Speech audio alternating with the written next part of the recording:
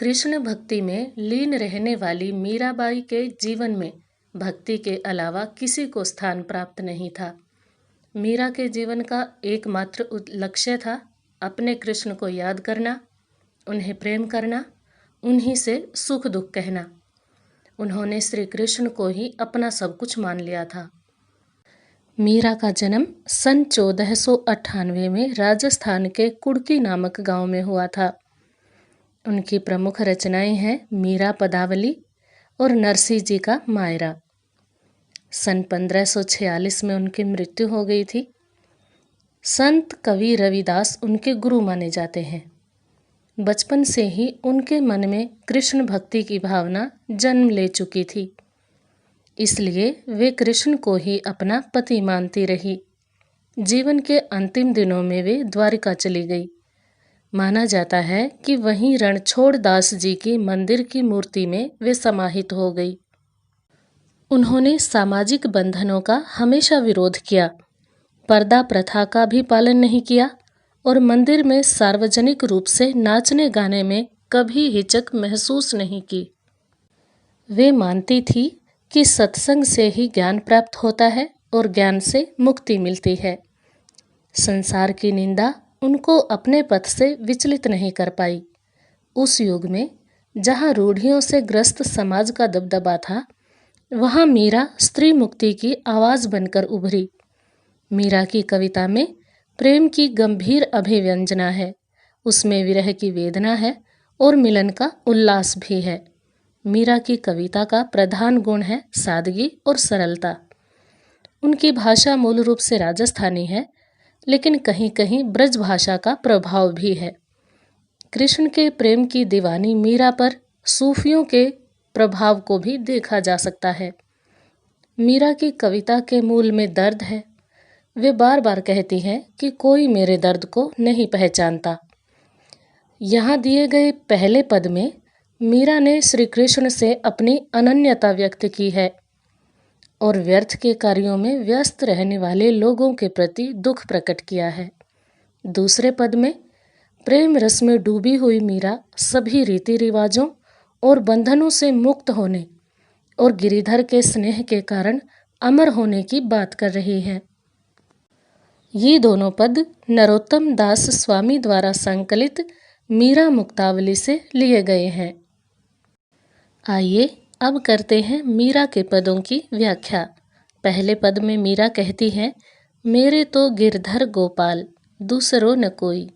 गिरधर यानी गिरि को धारण करने वाले, पर्वत को हाथ पर उठाने वाले, गोपाल यानी गौओं को पालने वाले। मीरा कहती है कि मेरे तो सिर्फ गिरधर गोपाल ही हैं, दूसरा कोई नहीं है।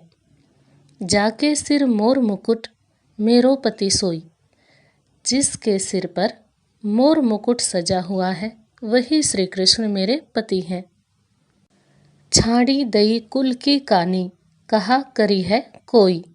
छाड़ी दई यानी छोड़ दी, कुल की कानी अर्थात कुल की मर्यादा।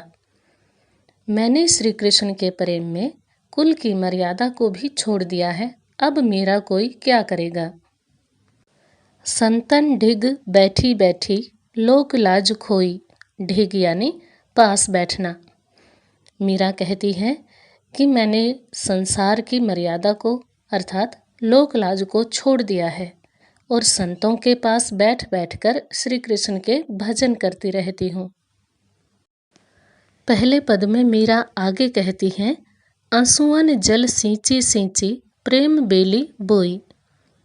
कि मैंने अपने आंसुओं के जल से सींच सींच कर श्री कृष्ण के प्रेम रूपी बेल बोई है। अब त बेली फैली गई आनंद फल होई। अब तो ये बेल बहुत फैल गई है और इस पर आनंद रूपी फल लगने लगे हैं। दूध की मथनियाँ बड़े प्रेम से बिलोई। दधी मथी गृथ काढ़ी लियो डारी दई छोई। मथनिया यानी मधानी, जिसके द्वारा दही को बिलोकर लस्सी और मक्खन को अलग किया जाता है। मीरा कहती है कि मैंने दूध को मधानी से बड़े प्रेम से बिलो दिया है। दधी मथी घृत काढ़ी लियो, दही को मथ कर मैंने प्रेम और भक्ति रूपी घी निकाल लिया है। डारी दई छोई, छोई यानी छाछ अर्थात लस्सी, और अज्ञान रूपी लस्सी को छोड़ दिया है।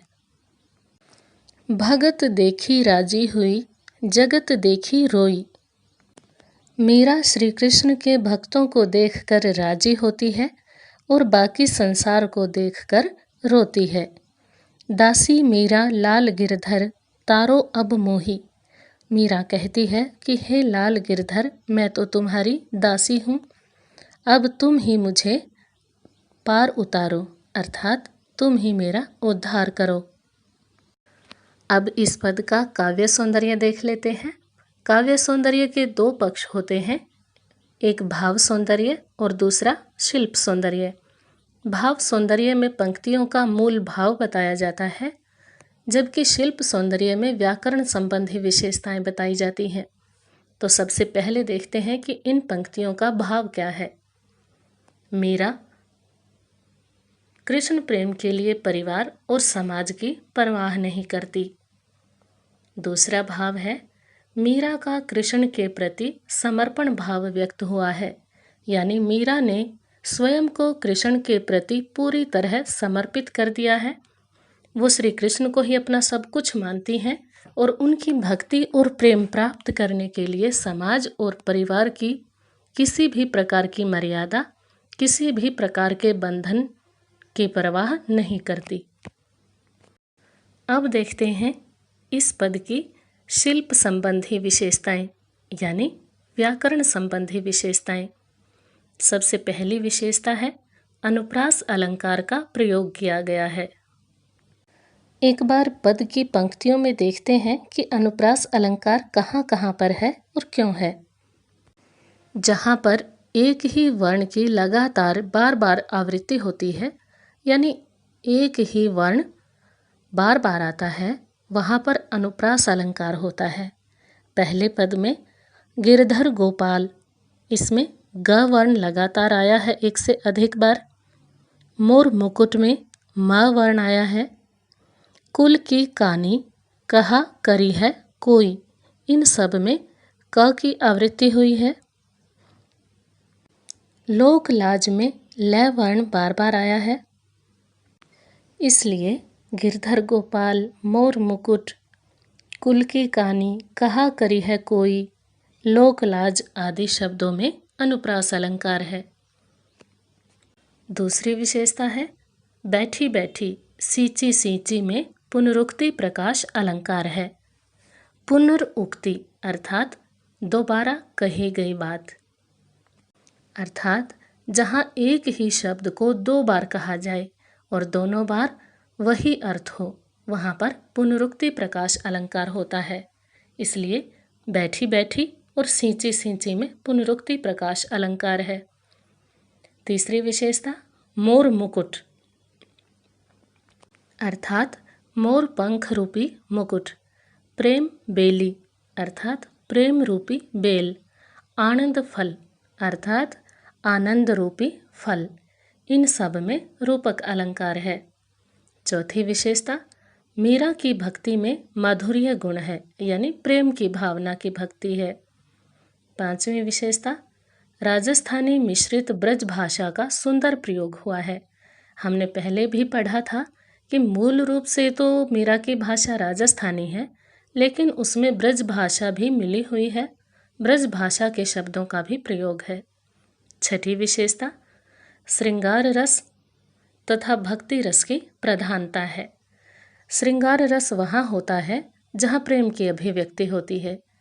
मीरा का श्री कृष्ण के प्रति पति पत्नी या प्रेमी प्रेमिका का प्रेम है, इसलिए यहाँ पर श्रृंगार रस है, और वो श्री कृष्ण को अपना सब कुछ मानती हैं, उनकी भक्ति करती हैं, इसलिए यहाँ पर भक्ति रस भी है। सातवीं विशेषता है, मीरा के पदों में संगीतात्मकता है और गेयता है, अर्थात मीरा के पद राग रागनियों पर आधारित हैं, इन्हें आसानी से गाया जा सकता है। दूसरे पद में मीरा कहती है, पग घुंघरू बांधी मीरा नाची।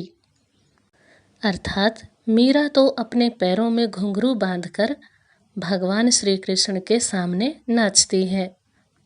मैं तो मेरे नारायण सूं, आप ही हो गई साची। मैं तो मेरे नारायण के कारण अपने आप ही सच्ची हो गई हूँ। लोग कहें मीरा भई बावरी। इस आचरण को देखकर लोग मीरा को बावली कहने लगे हैं। न्यात कहे कुलनासी, और परिवार के लोग कहते हैं कि मीरा तो कुल का नाश करने वाली है। विष का प्याला राणा भेजा, पीवत मीरा हांसी। कृष्ण के प्रति प्रेम को देखकर राणा ने मीरा को मारने के लिए विष का प्याला भेजा, लेकिन मीरा ने उसे हंसते हंसते पी लिया और वह विष भी उसका कुछ नहीं बिगाड़ सका। मीरा के प्रभु गिरधर नागर, सहज मिले अविनाशी। मीरा कहती है कि मेरे प्रभु गिरधर तो बहुत चतुर हैं, वो अविनाशी हैं और वो प्रेम और भक्ति के कारण सहज ही प्राप्त हो जाते हैं। अब दूसरे पद के काव्य सौंदर्य में सबसे पहले देखते हैं भाव संबंधी विशेषताएं, यानी भाव पक्ष। कृष्ण के प्रति मीरा का अटूट प्रेम व्यक्त हुआ है, यानी कोई भी बाधा, किसी भी प्रकार का व्यवधान मीरा का श्री कृष्ण के प्रति प्रेम को नहीं तोड़ सकता। दूसरा, मीरा पर हुए अत्याचारों का आभास होता है। समाज ने, परिवार ने मीरा पर जो अत्याचार किए उन सब का पता चलता है। अब देखते हैं दूसरे पद की शिल्प अर्थात व्याकरण संबंधी विशेषताएं। पहली विशेषता है अनुप्रास अलंकार का प्रयोग किया गया है। अनुप्रास अलंकार पद की पंक्तियों के अंत में है। दूसरी विशेषता, मीरा की भक्ति में माधुर्य गुण है, यानी प्रेम और दाम्पत्य भाव की भक्ति है। तीसरी विशेषता, राजस्थानी मिश्रित ब्रज भाषा का सुंदर प्रयोग है। चौथी विशेषता, श्रृंगार रस तथा भक्ति रस की प्रधानता है। पांचवी विशेषता, मीरा के पदों में संगीतात्मकता और गेयता है। इस प्रकार हम देख सकते हैं कि पहले पद का जो शिल्प सौंदर्य था उससे दूसरे पद के शिल्प सौंदर्य में बहुत समानता है, केवल अलंकारों का अंतर है। बाकी सब शिल्प संबंधी विशेषताएं वही हैं।